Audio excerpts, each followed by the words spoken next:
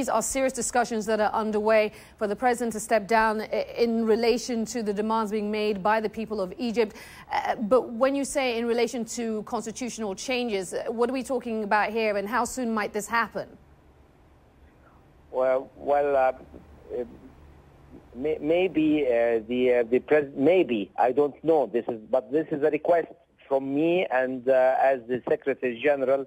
That so long as the constitutional amendments has been passed to the Parliament by request of the President, he might be giving a talk to the nation for his next step, which I believe should accommodate the protesters. I'm going to just ask you that question again. He may be speaking to the nation today. These constitutional changes that we're talking about, which specifically are you referring to that would have to be carried out for him to take this step? Yes. This is the article that speaks about the way of election of the president, the limitation of terms, the judicial overview of any coming elections, opening up of a political system, moving to the normal law instead of the emergency law, and at the same time carrying on the move towards the constitutional change in a legal way, and that may, according to my expectation, be related also to empowering the VP into the authority that I'm not sure of. But this is a request is being discussed. So let me be clear. My understanding is that the Constitution, as it stands now, says that if the president steps down, his power would be transferred to the Speaker. Is that not the case? Are you now looking for an amendment that would transfer the power to the Vice President, in this case, Omar Suleiman? Yeah, that's my expectation, because this is not, according to the Constitution, he can pass the power to his VP and keep only one thing, to call for the referendum if the constitutional change is agreed upon.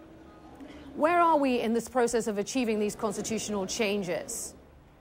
Once the president sends his commitment and sends a letter to the parliament, then we're talking about a few weeks.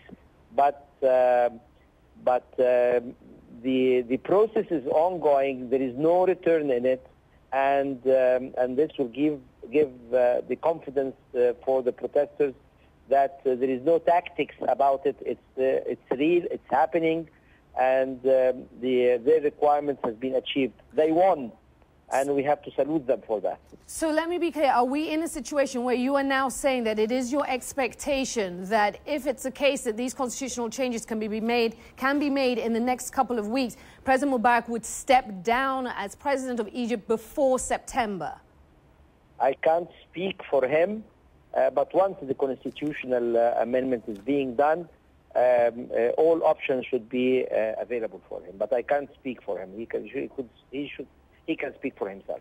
With your knowledge of these ongoing discussions, is this a decision that is this a discussion that he is entering into willingly, or is pressure being put on him by people like yourself or people from the military? Give us some insight.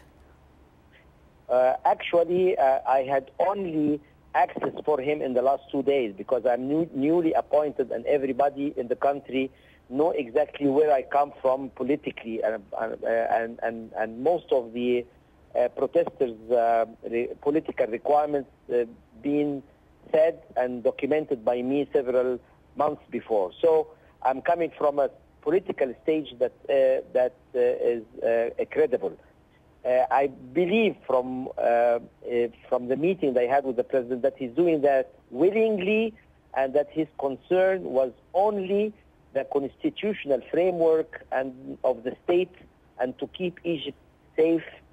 And I think he is brave to do that, because the easiest thing is to escape. The difficult thing is to agree upon the requirements and the protesters' request in a constitutional way. That's the most difficult, and he is doing that willingly, with care about the country, not for himself. But you know, Mr. Badrar, there are those that are going to say the fact that he's trying to make a move, or there's a discussion to hand over power to his vice president, Omar Suleiman, a man who was in charge of the secret police, the intelligence services, that people will say that for him to try and circumvent the speaker, which is what is in the constitution right now, is in itself an attempt to keep this regime going, so that even though he's not in charge, it is still the same regime that's in place. According to the Constitution, using certain article of the Constitution, he can pass the power to the VP.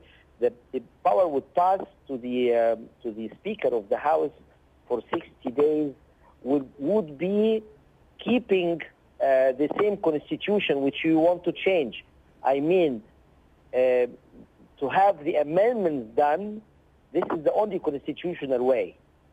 He is not going around it. He does not intend. I will not allow this to happen, because this is my promise to the people also, that there is no going around it, and absolutely the system has to be changed. So you say that we could well hear from the president on this day? This is my expectation. It is not an information. It is your expectation. And as you sit there now and knowing the information you know, it is your expectation that we could be in a situation where President Hosni Mubarak is no longer president of Egypt by September?